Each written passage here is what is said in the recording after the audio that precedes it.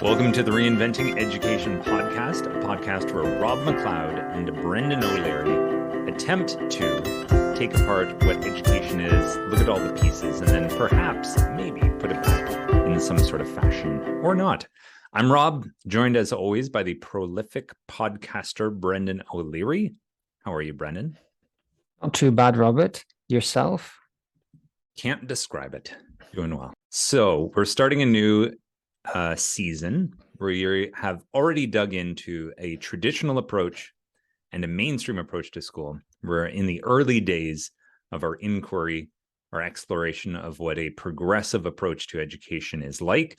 If you've already lost me, you're not sure what we're talking about, skip ahead to the last 5 minutes of this episode. We'll break down what we mean by traditional, mainstream, and progressive, or just get a thorough deep dive into what we mean by progressive now and skip ahead for the other two later on. So Brendan, what's our intention today with this episode? So we're giving it a 101 on our definition of what progressive education means, its core values, and how it approaches all of the different aspects of school. If you know our kind of model, you'll know that we say that education has three aims: is work preparation, the cultivation of citizenship, and self-development. And while all schools will focus on all of these three things to some degree, the progressive education system will lean into the self-development of individuals more than the other two. So we're looking into how this new paradigm kind of promises things that the traditional and mainstream could not offer. And school was once promised to be the key to succeeding in the economy. If you worked hard and got your qualifications, you would get a good job. And it's no longer the guarantee that it once was. And you need to be able to make your own path in this, what might be called the knowledge economy. And as the world becomes more complex, the progressive education system attempts to bring other things into school that were not focused on in previous systems, in previous mindsets, in previous times. And I think that's what's important, this idea of why would there have ever been a change from traditional to mainstream? Why would there have ever been a change from mainstream to progressive? You know, we are kind of being influenced by the ideas of the spiral dynamic system here, which basically says when living conditions change, the way humans organize themselves changes. And as you said, you know, this, among many other things, school was once a guarantee. It still is definitely probably worth doing, but it's no longer the guarantee that it once was. So we need to be able to make our own paths in this changing, evolving world.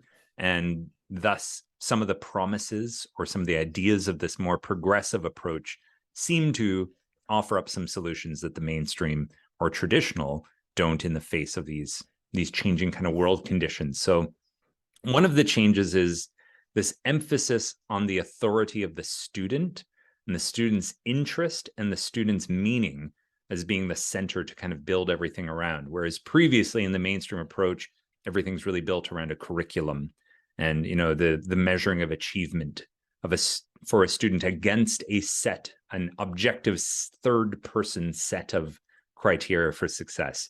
And in traditional, it was more, you know, the common sense, the wisdom, what is right, what, you know, is time-tested and proven.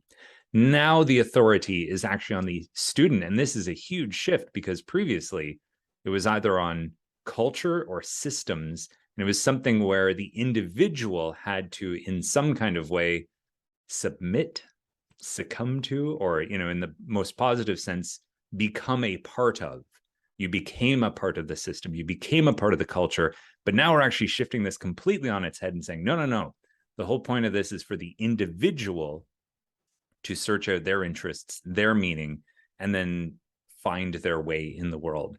So we find the shift away from the subjects. So, you know, used to be clear cut in the mainstream and traditional of, you know, it's math time, it's English time, it's science time. And now we're shifting to this idea of how all of those subjects interconnect with each other and influence each other. And the kind of arbitrary borders we had created begin to fall apart a little bit. And we get this idea of overarching, bigger picture skills. And a really good example of that from the IB, the International Baccalaureate System, is this idea of the transdisciplinary skills. So the skills that are actually practiced across all subjects. Let's look at those skills and not, border them up into subjects. It's more impactful. It's more meaningful if we look at the skills versus subject-specific learning. Yeah, absolutely. And so the relationship between the student and the teacher is something we focused on in each of the three types of school. And in the traditional, we said that it was a master and apprentice model. The master knows all of the things that you need to know. And if you, as a diligent student, listens and works hard and pays attention, you will one day reach that level and you'll become a master yourself. Then we look to the coach and kind of athlete or coached person. For the mainstream approach in this was that the coach might not necessarily be the greatest in the world, but they know how to help you to take the next step towards your goals. They know how to coach you and to frame things and to set mini goals and steps along the way that can critique your own path, and they can support you to become more able to do that yourself. This third relationship is the counselor and the counseled, meaning that the counselor is not necessarily acting from any position of authority and telling the person they're speaking to what they should do or how they should do it, but instead they're working with that person to find out what their needs are, to elicit those needs, and to help them to define where they need to go and how they're going to get there. And as you can see, between those three types of models, all three of them have potential to be a very positive relationship, but they are very different in how the person that is in some form of leadership position is acting very different when they interact with a student. And like Rob said, now when that teacher in the role of a counselor is working with students in a progressive school, they are looking for the students' own ideas, their own interests, and what is of meaning to that individual student. And that is where they will begin the conversation and the path for them to make their own way through their life and their own way through school and learning. And I think this is the interesting idea that as we move into the progressive approach, we see this constructivist approach to education, this idea that the learner builds their understanding of the world. So this is, coming from the work of Dewey, Piaget. Summerhill, is that a school? Yeah. Yeah, Summerhill was one of the first kind of more progressive schools in England. The Sudbury model is kind of, I think, the next step beyond the Summerhill kind of model. Yeah, and what's interesting here is, again, just to juxtapose it with the mainstream or traditional, it's kind of like in traditional and mainstream, it was a given that there is a world. There's a world of tradition that you're entering into. There's a, economic system you are entering into. Now, constructivist doesn't say there isn't a world you're entering into, but rather it's saying you will build your understanding of the world, not that there is sort of a center of gravity, general consensus world that you need to enter into. And there's also, I think, really this idea of when we move into progressive education, we need to remove a lot of the traditional and mainstream systems, structures, practices, activities that were actually getting in the way of letting the individual flourish. And there's this kind of immune system response, a little bit of a reaction against too much of systemic imposition. I don't even know if that's a word, but the impositions of a system of authority on the individual. There's this idea, if we get out of the way, if we remove the barriers, then the individual flourishes. So the system should not impose more than is necessary in order to encourage the flourishing of the individual. Yeah, and this is leading to the empowerment of the student. The student authority and responsibility for learning is passed from initially in the traditional school entirely in the hands of the teacher. It's entirely a teacher-centric form of education in which information is passed directly from the master to the students, it's a one-way flow. By the time you get to progressive education, the responsibility and the freedom, the empowerment has been passed over entirely. And again, there's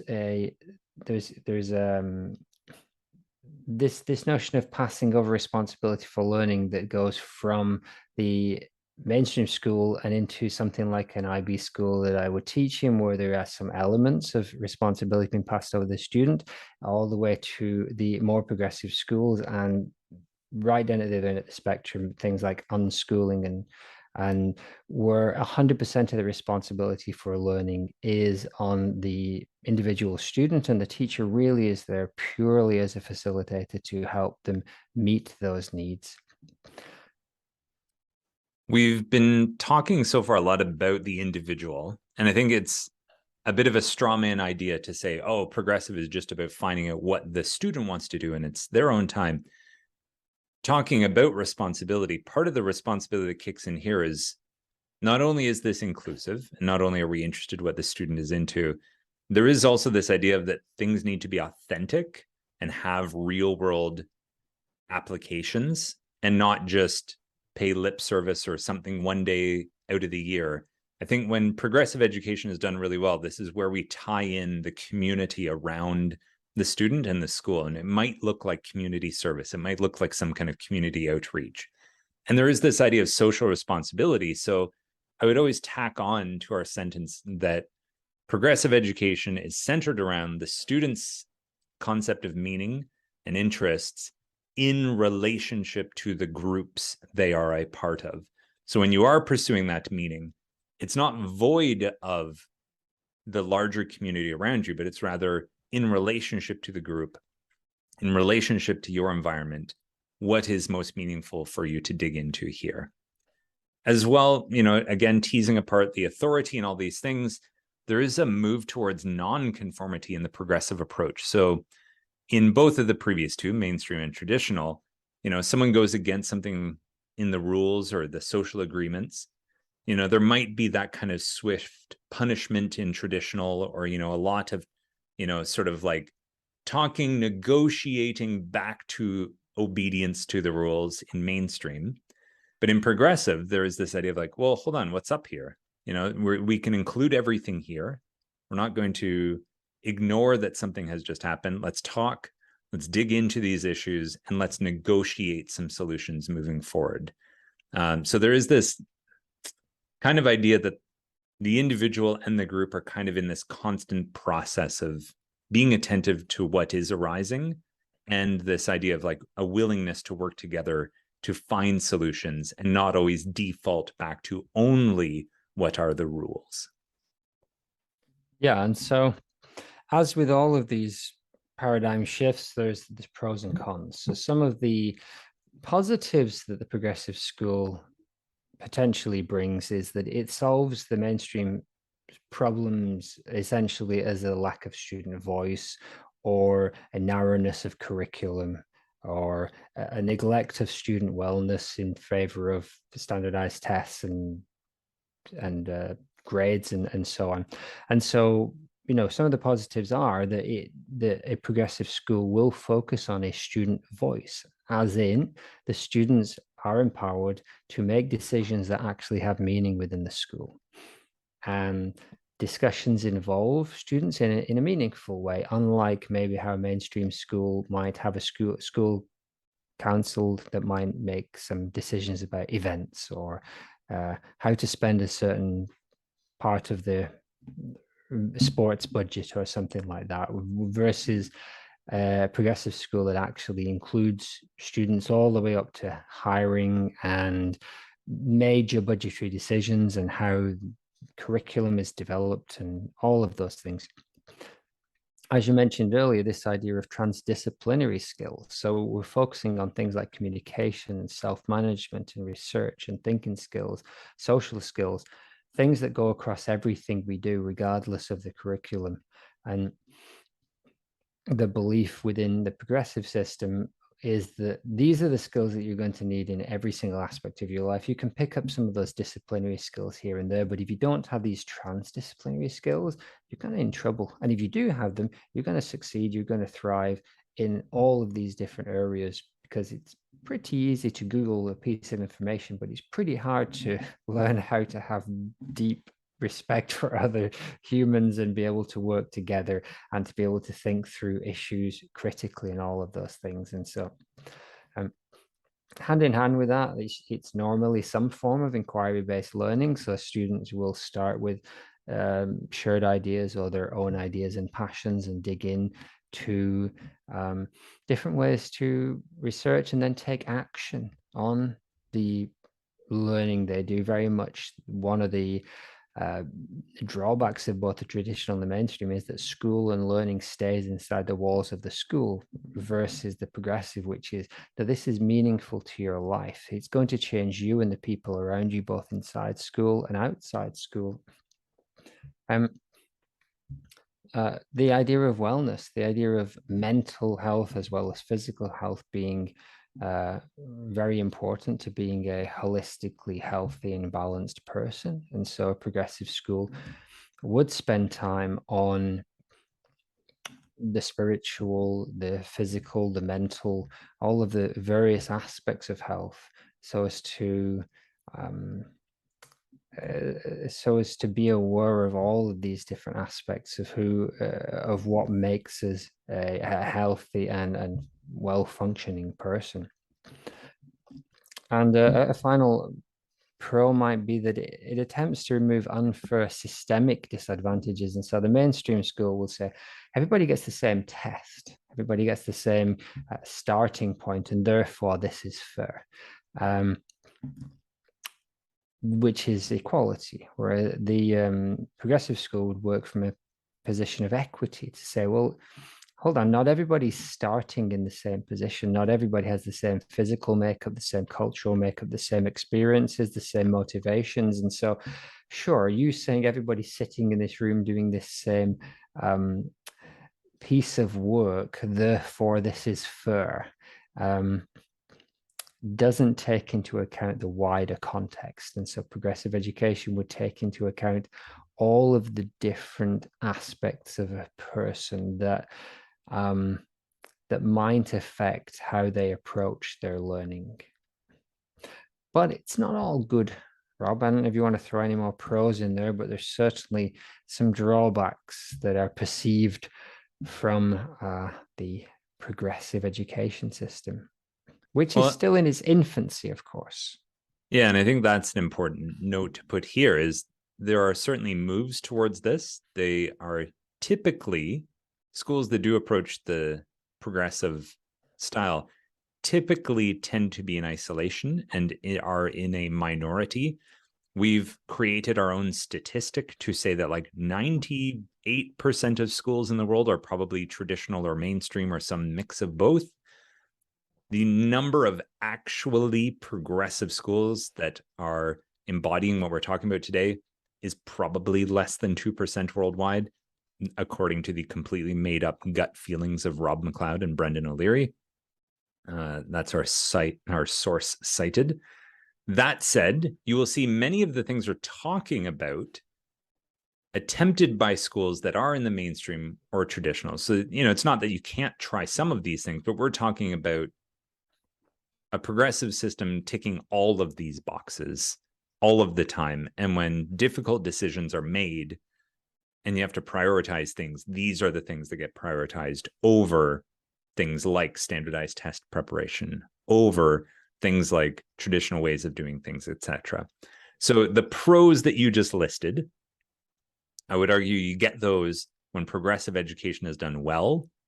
And these cons are what you're going to see when an attempt at progressive education is probably not done as well. That would be, I'd say, kind of the context here. So cons, progressive education may lack the rigor and development of standardized models or standardized skills that you might find in a more mainstream school. So that push is always coming from the school in mainstream and perhaps allowing a student to unfold or develop more than they would in the less pressurized progressive approach. There might be a lack of utility of workplace skills. So yes, students might be excellent at excelling in their own personal inquiries, but the outcome of this in the end might be rather niche things that perhaps don't have wider applicability to, a variety of contexts. Perhaps there's a lack of discipline on the part of the individual, or even narcissism, being very self-centered, believing that the world does need to cater to their needs and interests, and perhaps not able to find some of that balance. I think the straw man version of the critique against progressive is what we were referring to a few minutes ago, of just the idea of, oh, it's only what matters to the student. And it completely disregards the culture or systems that are around the student. So I think, yeah, when progressive's not done well and it's completely centered on the individual without making those authentic connections to the culture or systems around them, yeah, it might be, an interesting 15 years, but after those 15 years, the societal or economic needs around them aren't being fed or met. And finally, I already kind of alluded to this, but being able to choose your path at every step may remove the challenges that provide opportunities for growth. So I often use this line of, I think progressive education done poorly leaves a U-shaped hole in the middle of it. So there will be just things, speaking for myself, that naturally I'm always going to avoid if I have the opportunity to. And, it might take a really good coach or a really good master to really see those, identify them, and make me do stuff I don't want to do, that in the end actually allows for more flourishing and more growth for myself. Now, arguably, a really good counselor is also going to be able to do that, but we're talking about the cons here. So maybe this doesn't prepare you for the world in quite the holistic way that the progressive approach has on its label. But again, those are the cons that come alongside some pretty strong and encouraging sounding pros that you have listed there.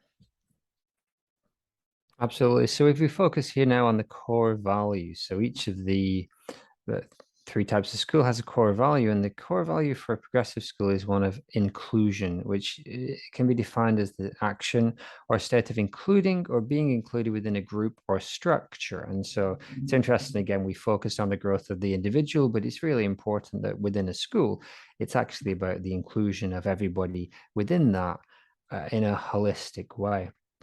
And another way to define it is the practice or policy of providing equal access to opportunities and resources for people who might otherwise be excluded or marginalized, such as those who have physical or mental disabilities or members of other minority groups. And so a progressive school would aim to meet the needs of every student, regardless of how of any disability or any differences in background or culture. And so the emphasis is on the idea of including all parts of yourself as the human. So both the traditional and the mainstream can be criticized for expecting you, as you said earlier, Rob, to just become part of something that already exists, and you don't really get to change it. You might excel in it, or you might find your place in it, but you don't get to change it. But previously, we were expected also to exclude parts of ourselves from school, mostly our own individual thoughts and feelings and things that matter to us, things that are somewhat important in our lives. Not entirely the meaningful excluded. things. Oh, that's interesting. The pure meaning of life, yes. Not that they were totally excluded in traditional and mainstream. They just weren't really allowed to be the center or to play a large role within school. But now that's all on the table. Your feelings, your hopes, your dreams, your interests, your sense of meaning and purpose. The idea that if we do this together, if we follow what we believe is right and we work together to support each other as we all kind of grow and develop as humans, then we would all benefit.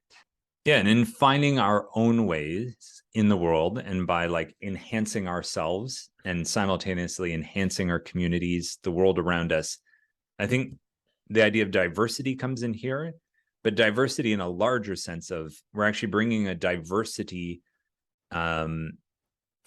of not just perspectives, but diverse ways of living, diverse ways of communicating with each other. Like in every aspect, we're bringing this richer and richer diversity because the culture itself can be grown and influenced by the people who are part of it. And through that diversity, if we make this to or connect it in sort of a, I guess, ecosystem metaphor, we're really creating a resilience to the community as a whole by offering such rich biodiversity, for lack of a better word. So I think hopefully we've kind of painted the larger picture of the values and what is different about a progressive approach. But let's zoom in a little bit. We've used this kind of idea of the 8 aspects, which confusingly enough is based off the 4 quadrants of integral theory. But when we talk about a school, we realize that when you just say school, there are these kind of 8 different aspects of when discussing any school. So we discuss like the systems and the environment, and that environment could be physical or digital. And the systems being just the ways that we organize things. It also includes the communities, so the overlapping groups of people, as well as the culture, so the ways of being or what is permitted within those social circles. The activities, so the actual practices, what people do, as well as the resources. And then finally, inside the individual, within these schools, there would be individual beliefs and individual reactions to what is taking place. So we're, kind of trying to get like a first, second, and third person perspective when looking at the schools here. Which box should we start in, Brendan?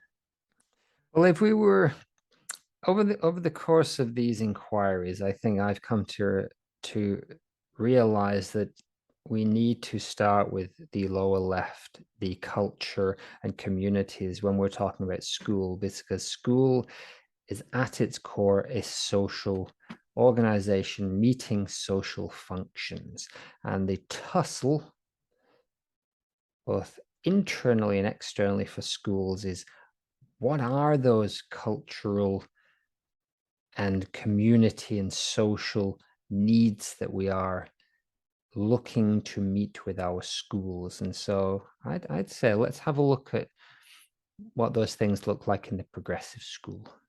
Sure. So if we start with the culture of the communities, the kind of internal shared beliefs, there is a belief just in the progressive system, like as a whole, which focuses around like, relativity, sort of everyone's bringing their own thing to the table, equality and equity, community, welfare, so the well-being of people, that having your own individual meaning in life is important, that personal growth is important. We're seeking harmony. We show appreciation. We acknowledge our emotions. And as you said earlier, we don't filter them. Well, perhaps you can filter them, but it's not that there are parts of you that are not allowed. And as well, taking some kind of a deconstructionist view. So like taking apart things, we often look at the most basic things that when we think of school, we think of things that could include desks, timetables, classes, all these sorts of things. Well, that is true for the traditional and the mainstream. But this progressive approach says, we don't have to do any of this if it doesn't make sense. Let's re-examine, why do we have timetables? Could timetables be done differently?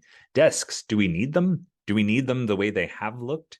Could they be, used? Could we use these environments completely differently? So just this idea of, kind of always agreeing that everything potentially is on the table up for discussion and analyzing the previous ways of doing things and possibly critiquing them as well.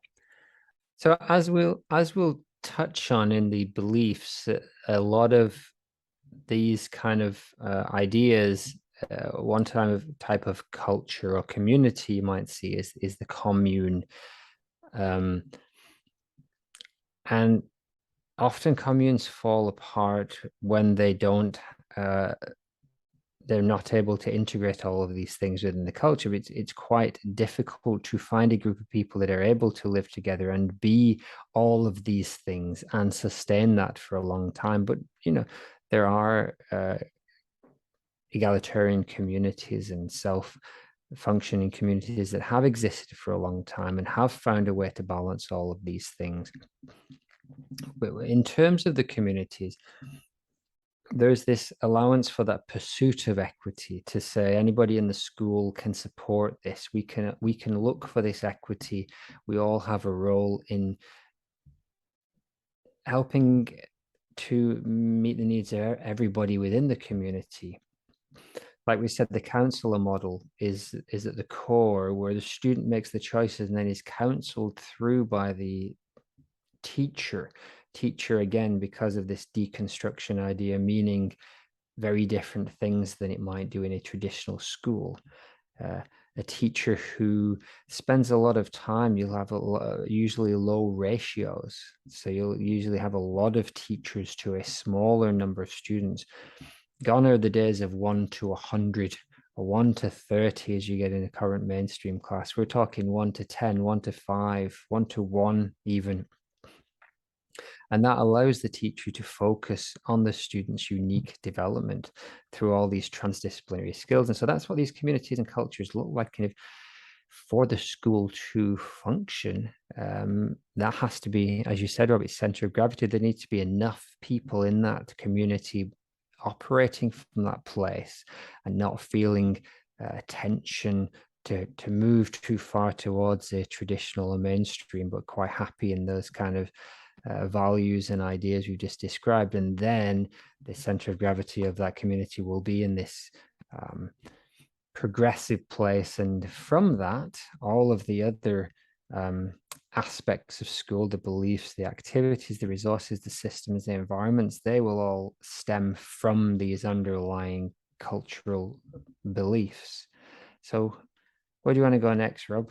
Yeah, I think let's look at the activities and the resources here. So like we've just described the culture and the communities that we'd find in progressive school. The kinds of activities, like the teaching and learning, the learning is by doing. And in some ways, this might look a little bit like the traditional master and apprentice. So a lot more hands-on things, a lot more experiential, even experimental, and, just things that are meaningful to the individual. Stuff that is largely being set up or informed because of student influence, not due to a specific curriculum or, every year in kindergarten, we go to the apple orchard, this sort of thing. What you're doing, hands-on, experiential, experimental, meaningful to the individual. Negotiated goals based on personal interests and talents. So again, this is where that counselor model comes in to help you to define and clarify what your goals are, to help you define what are of personal interest to you and talents, and have the space to actually explore that, find out what is and find out what isn't, and, be able to like hone in on that. Typically, we'll find flexible times and spaces. We already alluded to this idea of kind of deconstructing what a classroom is. As we've seen in the Circle Schools documentary, they talk about how, they have time windows throughout the week, and there's just a certain number of hours that people need to be in the building, a set minimum. But timing, space is flexible. You don't necessarily have to be in a specific place at a specific time, and that taking action is the goal of learning.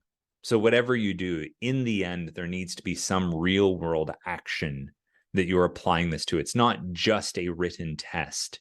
It's not just a project like we might see in traditional or mainstream approach. There needs to be real action as part of this. We've already name dropped transdisciplinary skills a few times throughout this idea of the skills that transcend any one subject or any one discipline. And these are the skills that we find across all things: communication, self-regulation, etc. With the traditional and mainstream, we saw this idea of like disciplinary skills. So like, you'd have multiplication, you'd have spelling lessons. But in recent years, even mainstream schools have started to use this language more of 21st century skills, higher order thinking skills, problem solving, self and project management, etc. This is, interestingly enough, creeping its way into the mainstream lingo or vernacular, but the way that it's actually carried out, I would argue, still looks quite different in progressive, as it's tied to what is meaningful to the students and not just because this is something that's on the curriculum. So I'd say that kind of wraps up this idea of the activities and the resources. So if we wanted to shift from activities and resources maybe down to talking about the systems for a moment. Love the systems, Robert. Love the systems. What I would just touch back on a last area is that we can't underestimate how the notion of deconstructing or changing times and places is revolutionary in the school. It's they call the mainstream school cells and bells. So it's a bunch of boxes that are linked together by bells that tell us where to go throughout the day. Being able to work wherever, whenever, on whatever you want, and the deadlines are non-existent. They exist because the student is creating them and adapting them as they go. That brings with it a huge amount of challenges logistically, of course, which is why a lot of these schools are smaller, but still so much more opportunity for exploration if you're not held to a specific time in a specific place with a certain person on a certain day and so on.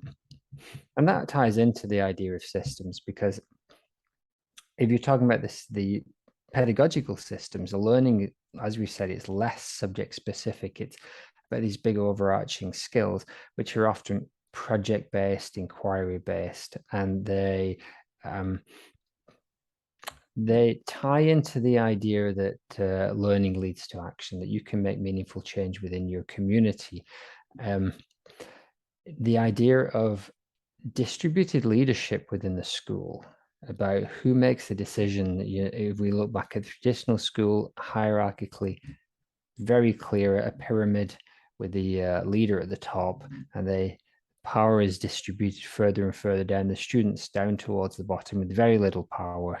A little bit more in mainstream, you get slightly more distributed leadership, where people have more responsibility for certain areas and some responsibility even passed over to students.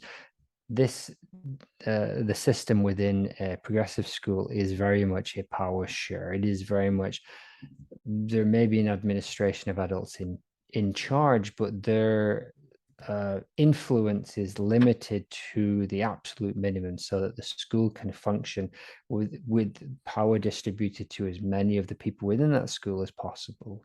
And again, we saw a great example within the circle schools of how democratic systems can work and integrate even younger children into those conversations. If you look in terms of the systems that would even make a progressive school possible, again, we can't underestimate how much the kind of medieval feudal system brought about the traditional mindset, and how capitalist systems brought about the mainstream mindset, about how things can be measured and how there are specific attainable goals. If you had a political system that fed into the progressive, it would be socialism. It's the idea that the means of production, the means of distribution and exchange should be regulated and owned by the community as a whole. It's a country or a globe that ran truly progressive schools would need to do so realistically within a socialist kind of framework, because if currently within a capitalist framework, our schools are geared towards those capitalist goals. Again, if it's a healthy balance, sure, there's benefits of that. There's drawbacks too. A progressive education system would be at home within a socialist political system, because it shares a lot of those same views about the empowerment of the individual, distributed leadership, individual growth, and holistic growth. But how about those environments, Robert? One of the straw man images people might conjure up of progressive is the kind of like hippie, back to the earth type of person. And I would say, sure, you'll find some of those within progressive education circles, or the kind of value systems that we're talking about. But in a larger, more serious sense, I think in progressive schools, you do see some kind of trend back towards nature, and at least back towards like more natural materials and more natural looking environments to be in. Often there's emphasis on more sustainable ways of living that's tied directly into the school. So we've noticed this real trend of like schools that are progressive leaning, having a kind of like compulsory, or at least a section of the school dedicated to things like permaculture or sustainable like food growing, these sorts of things. And it's as though they're like reintegrating like the missing piece of our natural environment from the more mainstream and possibly even traditional kind of world, where there's this idea of like, we're going out into the world, we're seeing the shift towards this idea of like, no, no, no, we exist within this larger context. We exist as part of nature. And in doing so, we as a whole are going to be better off if we can find more sustainable ways of living. And hence that, you know, becomes an influence for students to be around in their younger years, you know, attempting to make that part of their values in the way that they function and see the world.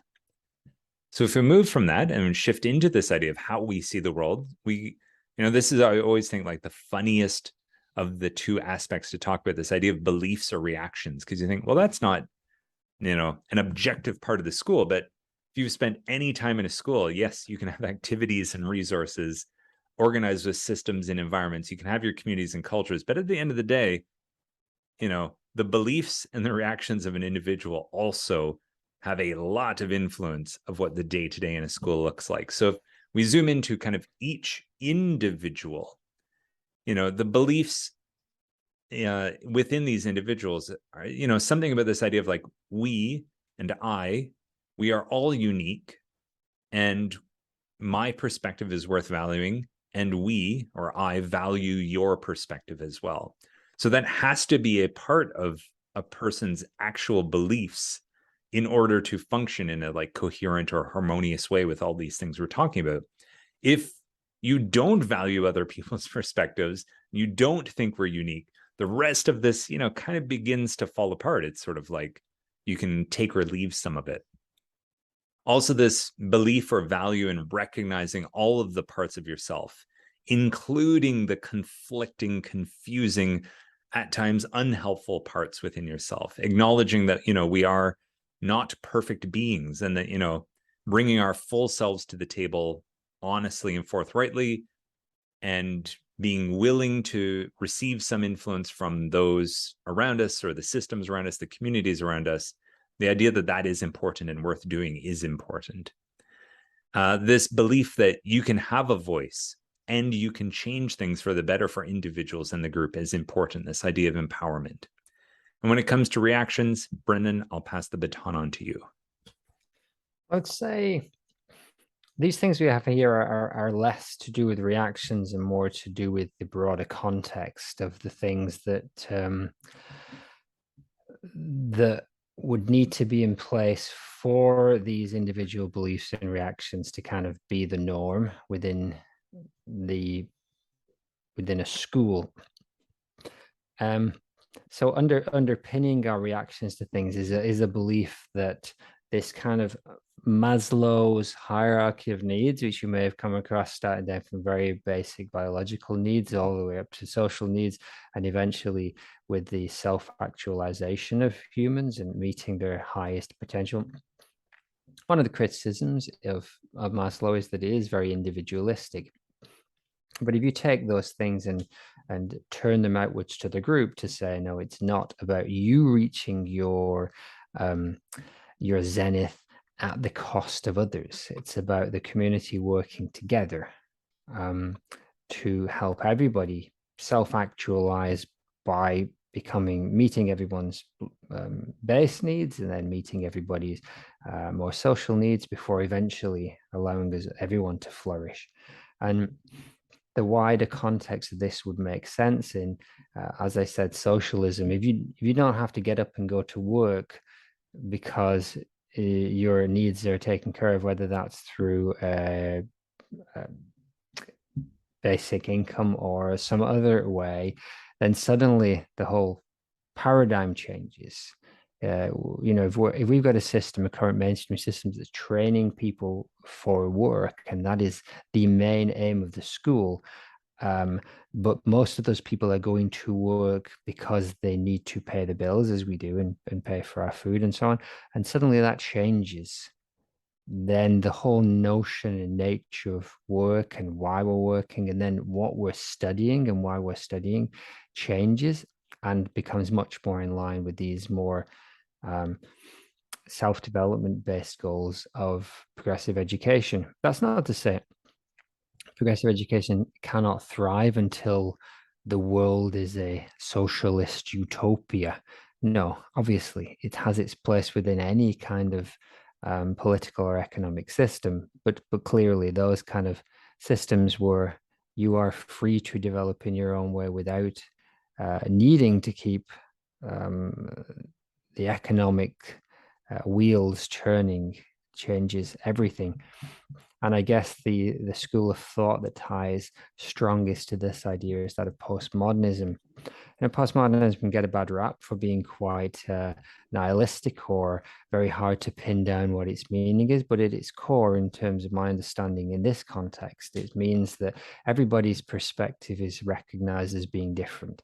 All of my experiences make me who I am and are valuable. And so when I'm sitting with you and having a conversation, we're not two robots talking about the same thing from the same place. We are two completely distinct humans, and we have everything that has been with us since birth, bringing all of that to the table, including all our biology and all of our culture. And so, again, that fits very much into that's the kind of reactions that are allowed within a progressive school, a reaction that does take into account everything that you are. And again, for a school to allow that and to focus on that is a very different set of goals and beliefs and actions than you would find currently in a mainstream or traditional. Again, there's spaces for it, especially in some more progressive leaning mainstream schools, but it's not the focus. And it's certainly not the focus when push comes to shove and you've got to hit specific curriculum objectives or you have to meet these certain duties. So yeah, there's I a think lot going on in those 8 aspects. that's the perfect tie-in to, I think, our final idea today, this idea of sheens that you and I have talked about, this idea of a Martin progressive and sheen. Charlie. This idea of sheens, Martin, Charlie, as well as a progressive sheen. A sheen meaning like a soft shine on a surface. So we've used this to talk about mainstream or even traditional schools that actually use a lot of the language we've just talked about, say that they're doing some of the practices we've discussed today. And to some degree they are, but it's sort of just the surface level of it. And that's not to like diminish or, insult those schools, but it's a surface level of a progressive approach. So it's a surface on top of another core value.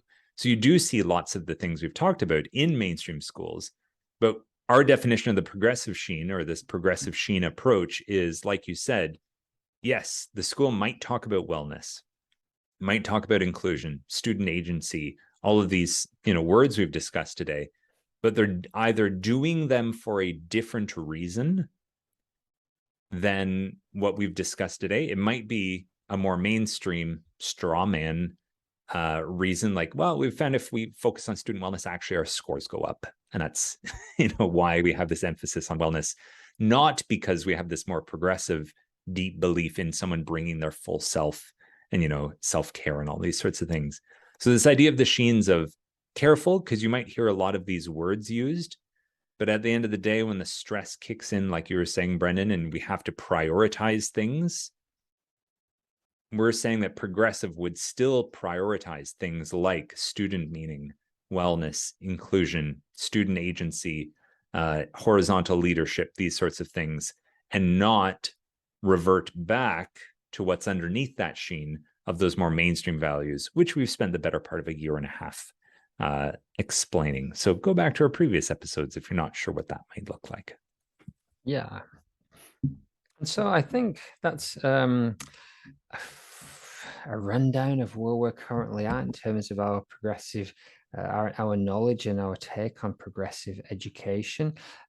Neither of us have worked exclusively in schools that are totally progressive. We've both been in schools that have had aspects of progressive education, and so this is new for us. We're trying to pick apart what exactly currently makes a progressive school and what the future for the schools might be. As we say, there's still, even though these ideas, the work of John Dewey and so on, we're talking 100 years of being filtered through the system, and they've had their moments in the sun at times. But I think a big part of it as society changes and has become more open and able to accommodate more viewpoints and more types of education.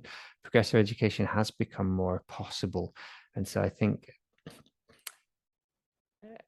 there are many, many flavors of progressive education. And so it's going to be tricky for us to dip in and kind of describe without straw manning or without having to describe 6 different types of schools. Well, this type of progressive school would do this, but this one, whereas with mainstream and traditional, it was like we were able to simplify it down to pretty much one imaginary school. I think it might be a little bit more tricky with a progressive school because we've got a range, a spectrum all the way from not too far away from mainstream, but definitely centered on student growth and development in a holistic sense, all the way down to absolutely 100%. Everything is in the hands of the student to organize or to push this learning forward. So I'm interested. I'm kind of talking a lot here because I think I've got a lot of ideas floating around my head.